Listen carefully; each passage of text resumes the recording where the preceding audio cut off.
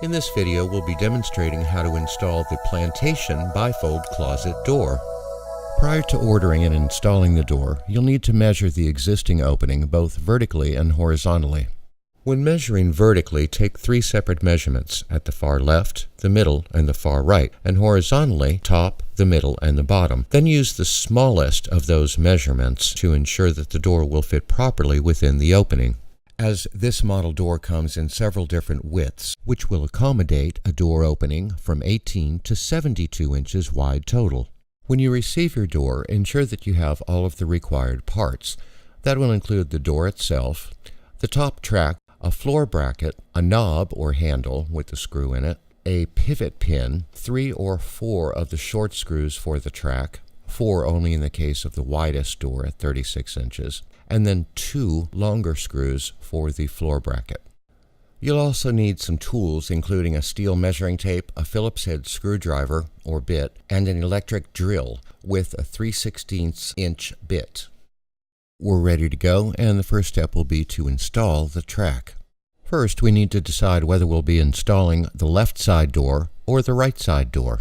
In a single door installation, the left side door will open from right to left, and for the right side, it will open from left to right.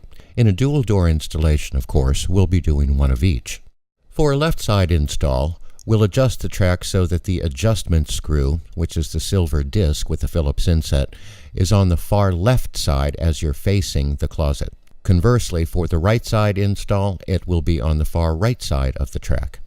In this video, we'll be doing a dual door install with a 60-inch wide opening, so we've ordered 2 doors at 30 inches wide each. We'll be putting up the left door first, so we've positioned the track so that the adjustment screw is on the far left side. When positioning the track, notice that you can put it in the center, or you could move it up toward the front or toward the back to increase or decrease the reveal accordingly. In this case, we're going to put it about in the middle, which is actually 2 inches from the front. That measurement is important because we're going to match that with the floor bracket later. We'll now position the track to ensure that it's 2 inches from the opening to the center of the track at both ends, and then mark the 3 holes for the screws.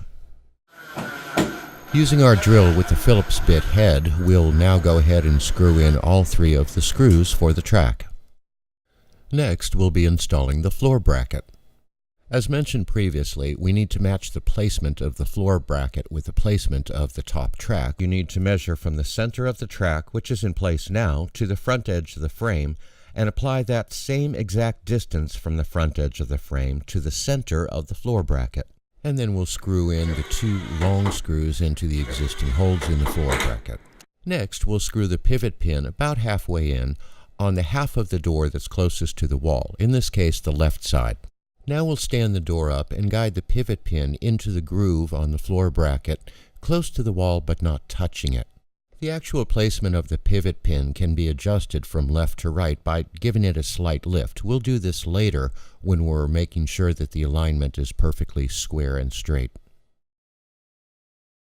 Next, we'll insert the spring-loaded pin into the fully circular hole next to the adjustment screw closest to the wall. This is done by simply pulling down a bit on the spring-loaded pin, lining it up with the hole, and then releasing the pin.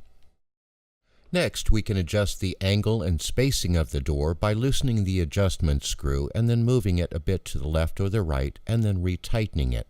Similarly, we can adjust the angle and spacing at the floor bracket by giving the door a slight lift and then moving the pivot pin to the left or to the right. Adjusting the space at the top is done by screwing in or unscrewing the pivot pin at the bottom of the door accordingly. Our final step is to drill the hole for the handle. For this, we'll use our electric drill and the 3/16 inch bit. We'll drill the hole at the red dot as marked. Finally, insert the screw from the back and then tighten the handle onto the front by simply screwing it down tight. This concludes our demonstration of Home Fashion Technologies' Plantation bifold closet door. Thanks for watching.